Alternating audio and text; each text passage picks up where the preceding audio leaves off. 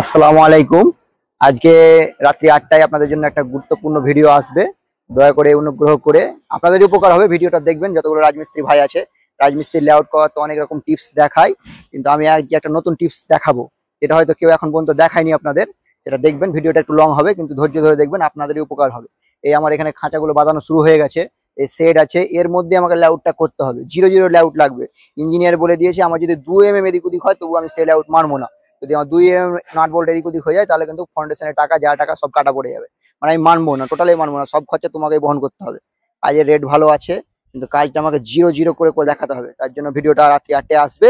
আমরা কিভাবে এত গ্যাঞ্জামের মধ্যেও লেআউটটা করি, কিভাবে কত রকম টিপস ব্যবহার করি লেআউট করতে, কি কি ফর্মুলা, আমাদের কি কি যন্ত্রপাতি লাগে লেআউট করার আগে, সবকিছু দেখাবো। এবং ক্যালকুলেটারের মাধ্যমে কত কি পয়েন্ট আসে না আসে সেগুলো দেখাবো। দেখুন খাঁচা বাঁধা আছে, এটা খাঁচা বাঁধানো আছে, এটা আপনার 20 টন ফাউন্ডেশনের সেট হবে। যাই হোক, লম্বা 140 ফুট বাই 70 ফুট সেট হবে। এই সেটটার লেআউট আপনাদের করে দেখাবো রাত্রি 8টায়। একটু অপেক্ষা করে দেখবেন ধৈর্য ধরে।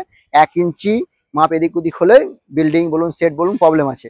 কেউ খাট রাখতে গিয়ে বসে যাবে, তারপর ক্রেন তো চলবেই না, 1 ইঞ্চি এদিক ওদিক হয়ে গেল। যাই হোক, ভিডিওটা দেখবেন, আপনাদের কাছে অনুরোধ। আমার যা হবে লাভ, আপনাদেরও লাভ হবে। আমি শেখাতে পারলে আমি ধন্য, আর আপনারা শিখতে পারলে আমার কাছ থেকে আপনারাও ধন্য।